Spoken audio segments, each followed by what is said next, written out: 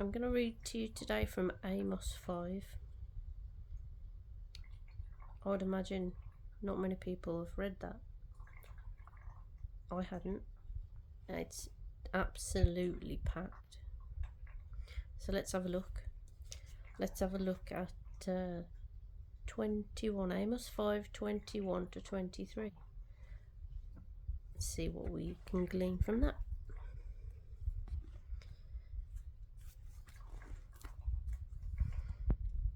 I hate, this is God speaking, I despise your feast days, Torah movement, and I will not smell in your solemn assemblies.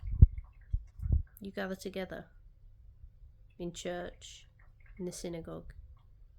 He hates it. You won't listen. Though ye offer me burnt offerings and your meat offerings, I will not accept them. Neither will I regard the peace offerings of your fat beasts. Doesn't matter what you sacrifice. Sacrificial law is dead. It's gone. We're under the 10 Commandments. Yah will not listen to your songs, and he hates your feast days. Take thou away from me the noise of thy songs. Notice he uses the word noise. Noise is like a horrible word. So all these songs you sing in church for most of the service before anyone even opens their mouth. Not their Bibles, their mouth. Take these songs away from me, for I will not hear the melody of thy viols. So if he doesn't want the feast days, he doesn't want the sacrifices, what does he want? Hosea 6:6 says, I desire mercy, not sacrifice, and the knowledge of God more than burnt offerings. He wants you to learn about him. Learn the Bible, learn the 10 Commandments, learn who he is from the Bible, not from your pastors, because they are lying wolves in sheep's clothing. Learn who he is from the Bible. Notice that in the commandments, in the 10 Commandments, he does tell us to keep the Sabbath day, because that was a day that was always given for us. The Sabbath was made for man, man not for the Sabbath. In Mark 2, verse 27, it says, And he said unto them, Yeshua, the Sabbath was made for man, and not man for the Sabbath. Just so you know, everything I say is from the Bible. 28. Therefore the Son of Man, Yeshua, is Lord of the Sabbath. Sabbath is one of the 10 Commandments, not the sacrificial law. He doesn't want your burnt offerings. He wants you to keep the 10 Commandments, which includes the Sabbath day, Saturday dawn to dawn. Because all these rituals in the sacrificial law, they don't mean obedience. They mean looking holy. Obedience is obedience to the 10 Commandments. The law of liberty, not the law of sin and death. Let's look at what it says in the Bible about these people doing the feasts again. In Matthew 15, 8 and 9.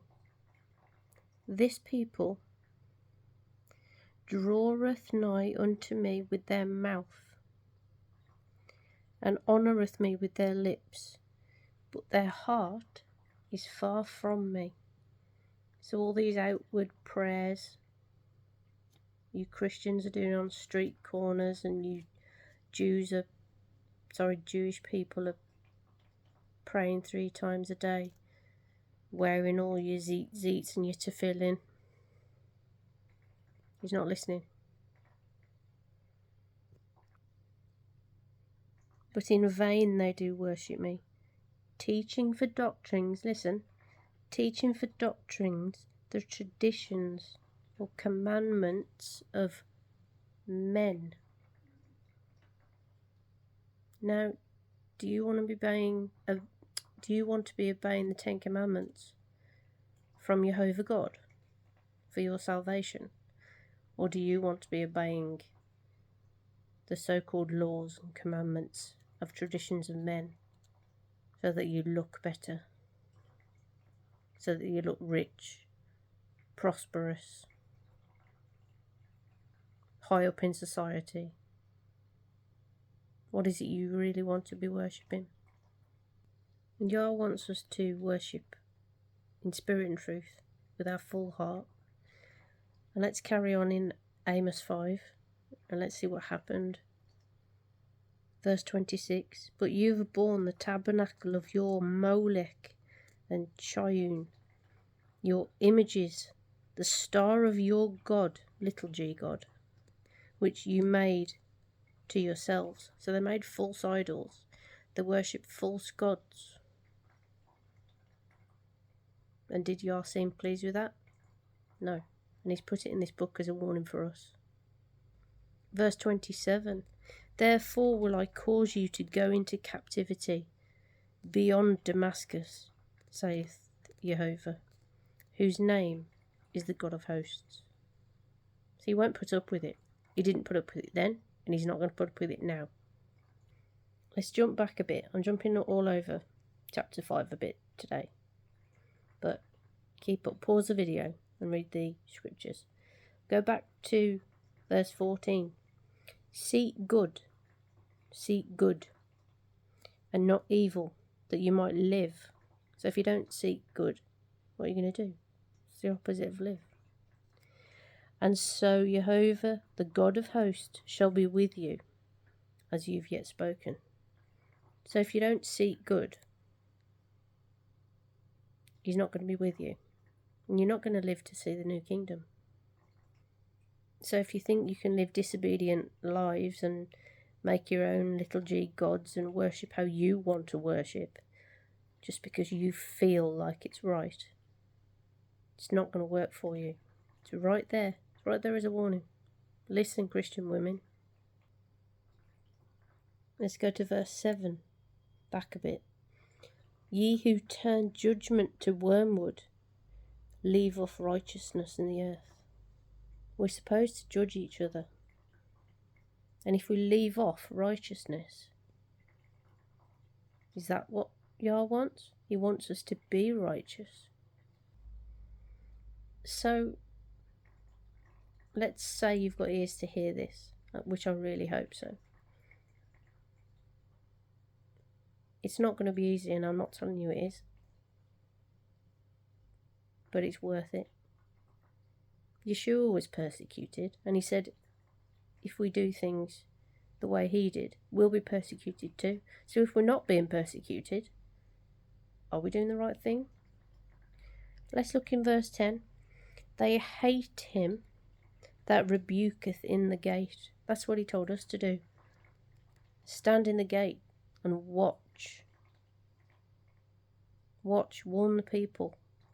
Warn everybody of the tribulation coming. If you do not obey the Ten Commandments, eat clean and fulfill the royal law, which is tell others.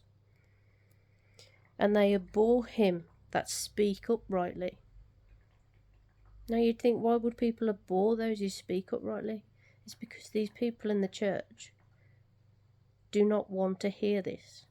They want to hear ear-tickling, smooth words that make them feel good and sing songs and wave their arms in the air and speak in these weird languages that make no sense just to show off. They don't want to speak uprightly. They don't want to hear. They've got their ears firmly closed. Verse 11. For as much therefore as your treading is upon the poor, and ye take from him burdens of wheat, you've built houses of hewn stone, but you shall not dwell in them. You've planted pleasant vineyards, but you shall not drink wine of them.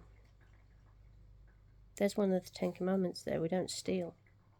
Don't steal other people's things, and don't steal other people's salvation by spreading lies about the Bible. Remember verse 24, we read it earlier. I'll read it again. But let judgment run down as waters, and righteousness as a mighty stream. So tell others. That's what that means. Give others your water of knowledge. Just like Yeshua was our water of knowledge.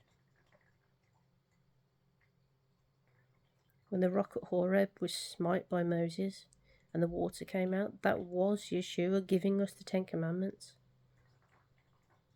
So we still need to tell people now. Be the living water like he was. He still is. Amos 5 is a direct quote of John 13:15. If you love me, keep my commandments. It's that simple. Look at how simple that verse is. If you love me, keep my commandments, my 10 commandments.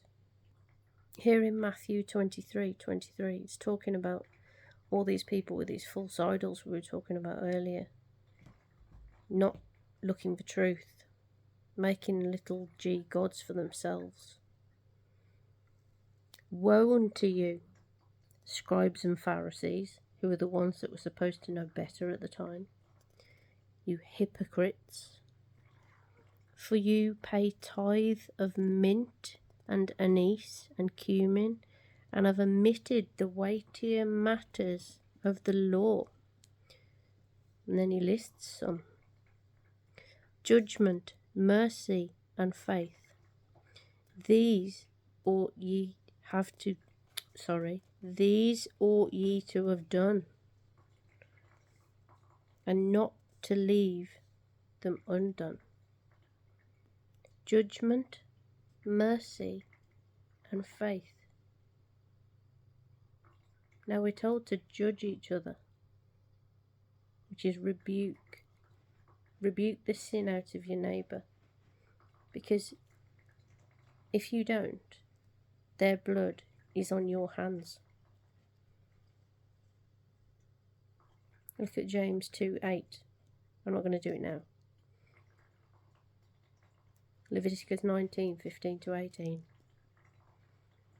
Love your neighbour means rebuking them because you're saving their life.